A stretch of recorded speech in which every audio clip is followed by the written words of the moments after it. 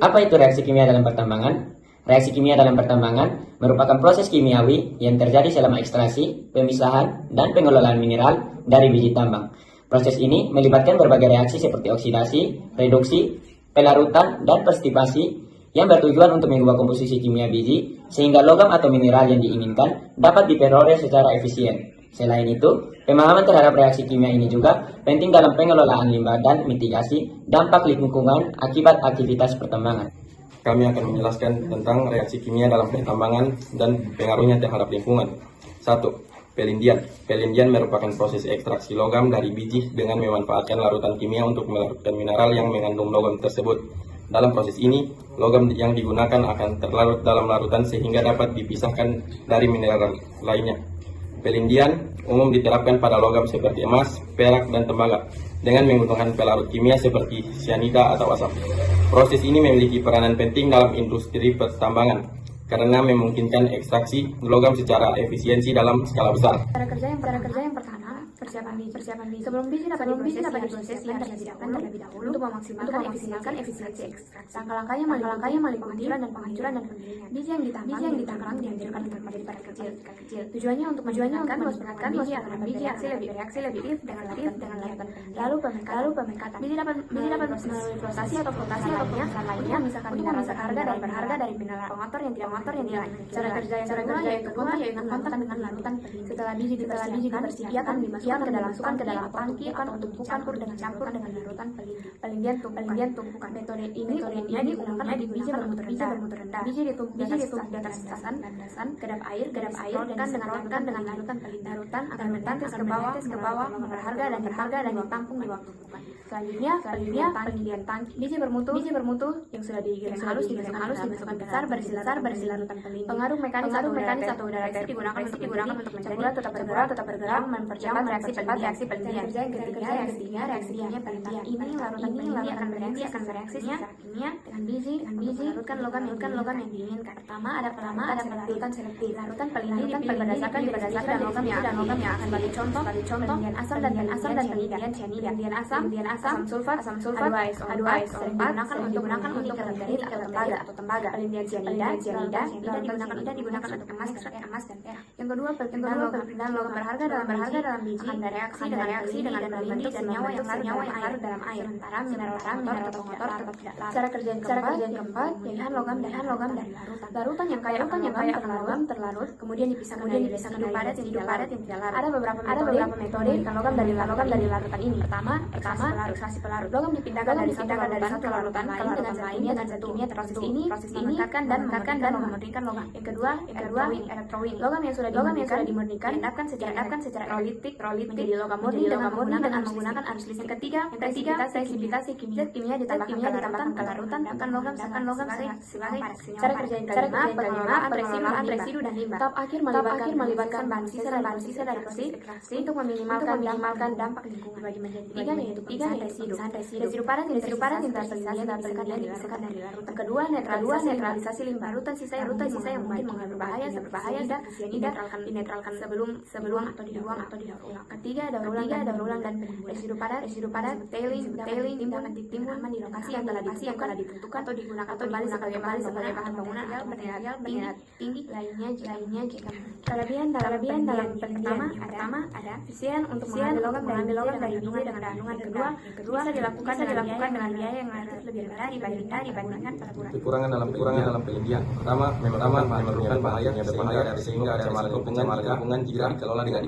baik. Kedua, prosesnya bisa memakai pengaruh pelindian terhadap lingkungan. Pertama adalah naik tanah dan sungai oleh sisa larutan dan asam. Yang kedua, kerusakan tanah akibat perubahan pH dan reduksi kimia. Yang ketiga, kematian biota air karena logam berat dan toksik. Yang keempat, akumulasi logam berat dan beracun dalam rantai makanan. Reaksi kimia dalam pertambangan dan pengaruhnya terhadap lingkungan. 2. Pengolahan dengan merkuri atau amalgamasi. Pengolahan dengan merkuri atau amalgamasi adalah metode ekstraksi emas yang menggunakan merkuri atau Hg untuk mengikat partikel emas sehingga membentuk campuran paduan yang disebut amalgam. Cara ini sering dipakai dalam penambangan emas skala kecil dan tradisional karena prosesnya relatif sederhana dan mudah. Cara kerja yang pertama, penghancuran biji. Proses ini melibatkan pemecahan batuan biji mentah berukuran besar menjadi potongan-potongan yang lebih kecil dan mudah dikelola, biasanya menggunakan mesin penghancur dan penggiling. 2. Pencampuran dengan merkuri. Biji yang telah dihancurkan dicampur dengan merkuri. Merkuri mengikat partikel emas dan beberapa logam lainnya untuk membentuk campuran padat lunak yang disebut amalgam, yang biasanya terdiri dari sekitar 50% merkuri dan 50% emas. Yang ketiga, pemurnian amalgam.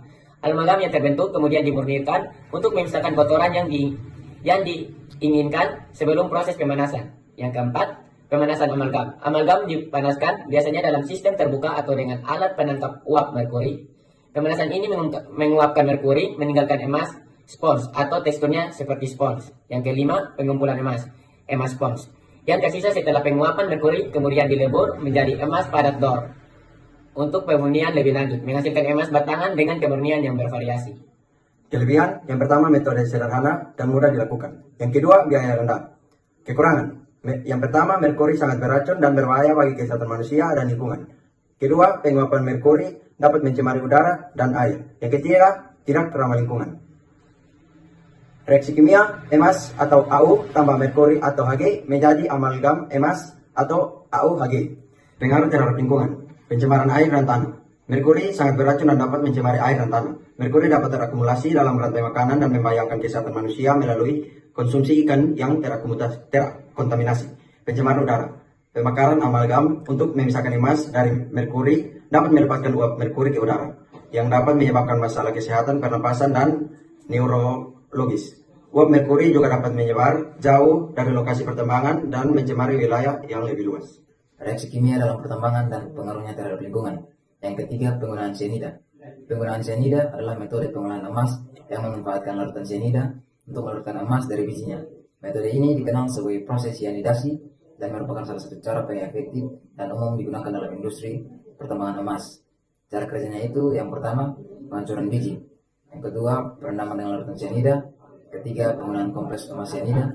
Keempat, pemisahan larutan. Dan kelima, setelah pemisahan larutan, pemurnian emas. Kelebihan dan kekurangan. Yang pertama, kelebihan. Kelebihannya itu efisien untuk biji kadar rendah, biaya relatif murah, selektif terhadap emas, bisa digunakan dalam berbagai skala, dan teknologinya sudah teruji. Kekurangannya itu, cyanida sangat beracun, berisiko mencemari lingkungan, pernah menyebabkan bencana lingkungan, memerlukan pengolahan limbah yang ketat, serta kurangnya ramah lingkungan dibanding metode lain. Reaksi kimia 4AU tambah 8NaCN tambah O2 tambah 2H2O. Pengaruh terhadap lingkungan. Yang pertama, pencemaran air. Cyanida sangat beracun dan dapat mencemari air, tanah, dan sungai jika tidak dikelola dengan baik. Kebocoran atau tumpahan larutan cyanida dapat menyebabkan kematian massal pada ikan dan organisme air lainnya. Yang kedua, pembentukan senyawa berbahaya. Cyanida dapat bereaksi dengan logam berat dalam air, membentuk senyawa kompleks yang lebih stabil dan beracun. Senyawa ini dapat mencemari air dalam jangka panjang dan sulit dihilangkan. Yang ketiga, dampak jangka panjang. Meskipun cyanida dapat terurai secara alami, proses ini lambat dan memerlukan kondisi lingkungan yang spesifik. Pembentukan air asam tambang. Air asam tambang adalah air yang memiliki tingkat keasaman atau pH di bawah 5 yang terbentuk akibat oksidasi mineral sulfida terhadap air dan oksigen di area pertambangan. Selanjutnya kita cari tahu cara kerja atau pembentukan air asam tambang. Di sini kami berdua akan membahas tentang debu dan partikulat. Yang pertama adalah debu atau dus. Pengertian, debu adalah partikel padat berukuran sangat kecil yang berasal dari pecahan atau gesekan benda padat seperti tanah, batu, logam, batu bara atau bahan organik. Yang kedua, proses terbentuknya. Biasanya dihasilkan dari proses mekanis seperti penggalian, penghancuran, penggergajian, pengeboran, atau aktivitas tambang. Yang ketiga, ukuran. Umumnya berdiameter lebih besar dari 10 mikrometer. Ada beberapa contoh debu. Yang pertama, debu batu bara di area tambang, debu semen di pabrik, dan debu jalanan dari kendaraan. Berikut cara terbentuk debu dan penyebaran debu. Yang pertama, terbentuk saat bahan padat pecah menjadi butiran kecil.